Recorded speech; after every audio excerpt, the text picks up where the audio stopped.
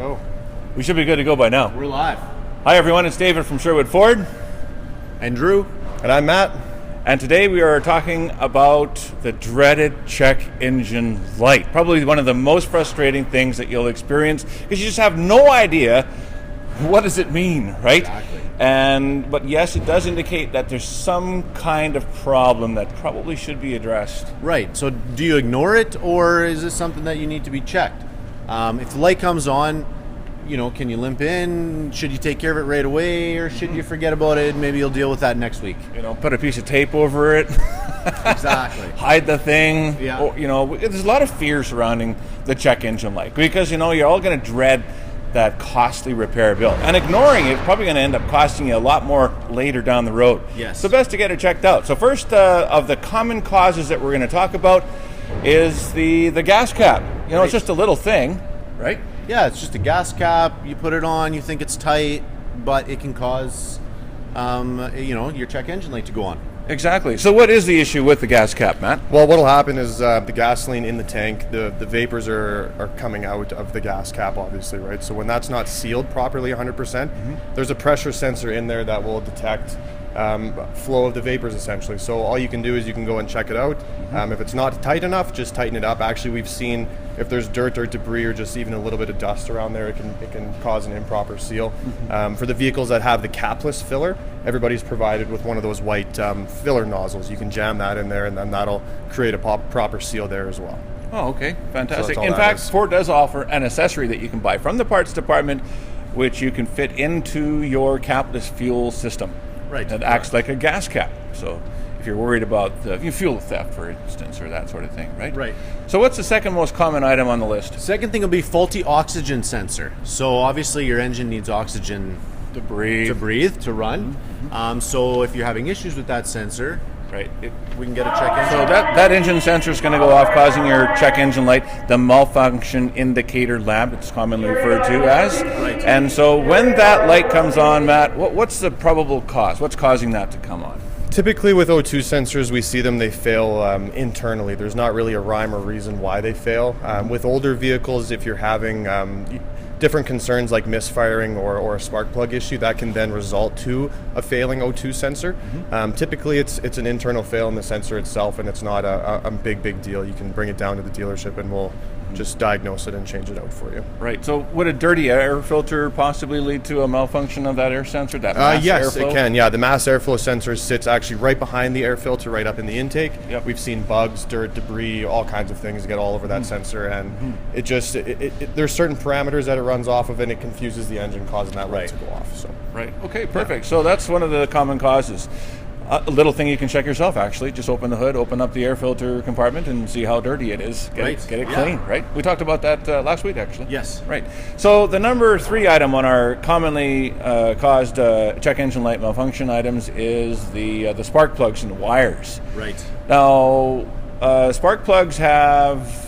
what's the maintenance like on a spark plug anyway? Like once every year, once every 3 years? I don't know what it looks like, but I'd say typically around 100,000 kilometers is when we okay. start looking at changing out spark plugs. Yeah. They'll get carboned up, the gap on the spark plug will get excessive, so there's a further distance for the spark to jump, which will cause a misfire. Okay. Typically with a misfire, you get the flashing check engine light versus the solid check engine light. Oh, yeah. Either way, bring it down to the dealership, and it's something that's quickly diagnosed. So if my vehicle feels like it's stuttering, if it's jerky, if it may be a loss of performance, the misfire that you just talked about. Yeah, typically that's a misfire issue because that cylinder is not then contributing to the overall power of the engine, so you're going to feel that sluggishness or that hesitation or whatever you feel, right? Right. And should I tow my vehicle in at that point? Or blinking lights on? I'm like, oh my God, what am I going to do? Typically what I tell people when they call in with a check engine light, if the light's blinking, they feel a little bit of a hesitation. It's not a major issue that they can just bring it down to the dealership. The engine does have very many fail-safes on it, so that if it is causing a further issue,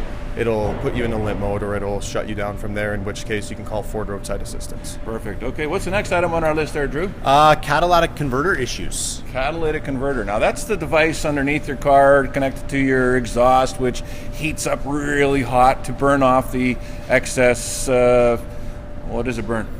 Well, yeah, what it does is it regulates the back pressure on the engine. So with catalytic converter over time, when we see the check engine light come on, typically it's in relation to a back pressure issue. There's sensors before and after the catalytic converter to measure that airflow. And again, over time it gets plugged, or if you have a misfire issue and there's too much fuel going into the cylinder, it can then go down into the catalytic converter, and that's usually what that is. Right, so it gets plugged up. Exactly. Yeah, I mean, it's burning off all those noxious gases and stuff, right? So it gets very hot. Can a misfire or a overheated catalytic converter then cause my check engine light? It definitely can, yes. In the case of a catalytic converter, usually you would get the solid check engine light coming on, and there wouldn't typically be any sort of a symptom associated with that. So I would say it'd be just fine to drive it into the dealership. You don't have to get a tow for that. Right. So chances are, if your check engine light is solid, you can drive in. It's probably a sensor issue. It's not going to cause mass chaos with your vehicle or a big repair bill. Take things easy. You don't want to be racing with your engine or your car or anything like that. But you can get over to your local Ford store. Come on down to Sherwood Ford. We'll take a look at it. It's a quick and easy diagnostic to plug in and see what's going on. Yeah, that gas cap one. That's the most common one. Yes. I've had it. We've all had it happen to us. Just back it off, tighten it back down, wait a couple of cold starts. The system's automatically going to reset itself, won't it? Yeah, correct. When a check engine light comes on, like let's say for instance, if it is the mass airflow sensor, you check your air filter, it's dirty, you change it. Well, that check engine light's going to stay on. When you go in, you start your vehicle, you'll see all the lights come up on the dash. Your vehicle is actually self-testing itself every single key cycle.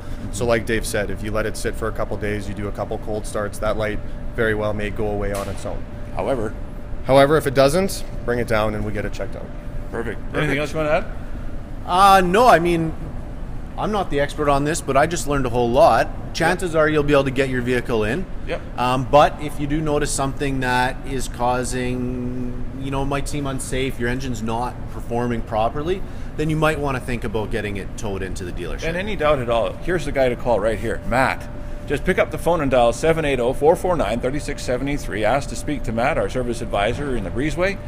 And, you're happy to answer and help people out. Anytime. I'm here more often than I'm not. So yeah, there you go.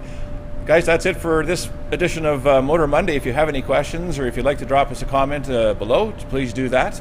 And if you have any ideas or suggestions for next week, Motor Monday, if you got some burning question you'd like answered, we'd be happy to do that for you next week, Monday. So thanks for joining us.